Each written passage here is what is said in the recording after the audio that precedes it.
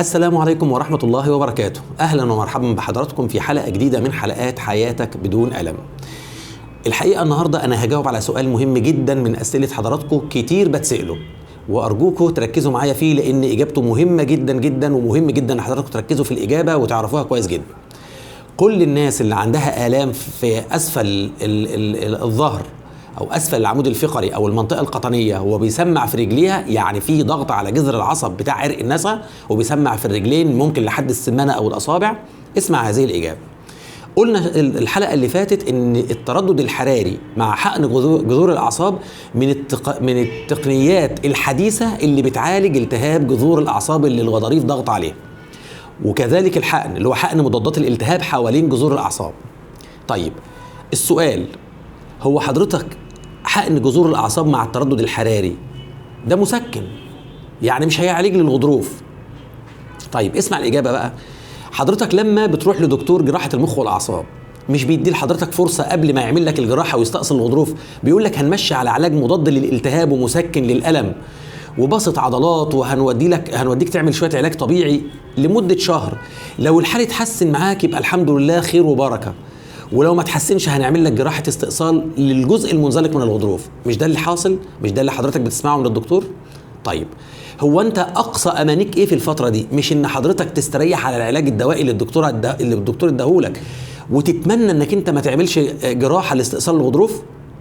طيب يعني امنيتك بالاختصار انت حضرتك عاوز تعدي الفتره الحرجه اللي الغضروف هايج فيها وضاغط على جذر العصب وعامل له اثاره ومهيجه هو كمان وعامل لك الالام الشديده ومش عارف تنام ولا عارف تقعد ولا عارف تشتغل ولا عارف تعمل حاجه. طيب لو كان في تقنيه بقى حلوه سهله بسيطه ما فيهاش جراحه، نقدر ناخد اللي هي المضادات الالتهاب اللي انت خدتها بالفم وما جابتش نتيجه والعلاجات اللي انت خدتها وما جابتش نتيجه، حطيناها حوالين جذر العصب الملتهب اللي الغضروف ضغط عليه عشان يشيل بفاعليه كبيره الالتهابات اللي موجوده، وبسرعه هتحس بتحسن وقتي.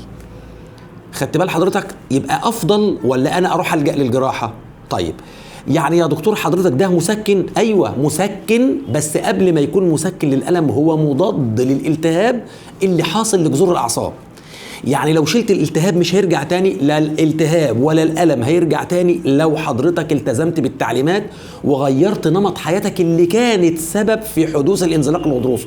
يعني ما تشيلش حاجات تقيلة، ما تقفش فترات طويلة، ما تقعدش فترات طويلة، دايما تبقى قاعد في وضع معتدل، تحاول بقدر الإمكان انك انت ما تيجي تشيل حاجات من الأرض اللي تشيلها بطريقة صحيحة. يعني في حاجات كتير قوي تسعى لانك انت تقوي عضلات ظهرك عشان تبقى قوية تقدر تصد وتزق الغضروف ما تخلوش يطلع. طيب يبقى ده إجابة جزء من السؤال. الجزء الآخر، طب يا دكتور هحتاج أكرره تاني؟ ما أنا لسه بقول هتكرره تاني لو حضرتك أهملت وما سمعتش الكلام، لو حضرتك دنيتك مصر على يعني الافعال الخاطئه اللي انت بتعملها او السلوكيات السيئه اللي حضرتك بتعملها. يعني لو انا عملت التردد الحراري وحقن جذور الاعصاب ممكن ما اتعبش تاني، ممكن ما احتاجوش تاني، وارد جدا جدا جدا انك انت ما تحتاجوش تاني طالما انت غيرت نمط حياتك، لان ربنا من فضله علينا ان الحاله الحرجه بتاعه الغضروف والالتهاب الشديد اللي بيحصل ده بعد فتره من الوقت لما الالتهاب يروح يبتدي الغضروف ينكمش ويرجع لوضعه الطبيعي. الكلام ده مش كلام انا بقوله من نفسي، الكلام ده ابحاث عالميه كتيره بتقول ان الشخص لو التزم وخلى باله من نفسه واتبع نمط الحياه الصحيح وحافظ على نفسه، وارد قوي قوي قوي ان الالتهاب بتاع الغضروف ما يحصلش تاني ولا التهاب جذر العصب يحصل تاني والانسان يرجع وضعه طبيعي جدا. ودليل ان احنا بنشوف ناس كتيره جدا صوره الرنين بتاعتهم فيها اكتر من غضروف وحجمه كبير جدا ومع ذلك هو ما عندوش شكوى، وعشان كده احنا ما بنروحش نعالجه، ما بنعالجش الشخص اللي ما عندوش شكوى اللي ما بيتألمش. طب يا دكتور والغضاريف الثلاثه ولا الاربعه اللي موجودين في العمود الفقري دول اعمل فيهم ايه؟ ما تعملش حضرتك حاجه، طالما ساكتين نقول كفى الله المؤمنين شر القتال. خلاص انت خليك كده كويس وما تقعدش تفحر. احنا ما بنعالجش ابدا الا المريض التعبان اللي عنده الام، مش عارف ينام، مش عارف يقعد، مش عارف يعيش، مش عارف يشتغل، هو ده اللي احنا بنعالجه. اتمنى ان الحلقه البسيطه بتاعت النهارده دي تكون جاوبت على بعض تساؤلات حضراتكم، وان شاء الله هنكمل في حلقه قادمه باذن الله. استودعكم الله والسلام عليكم ورحمه الله وبركاته.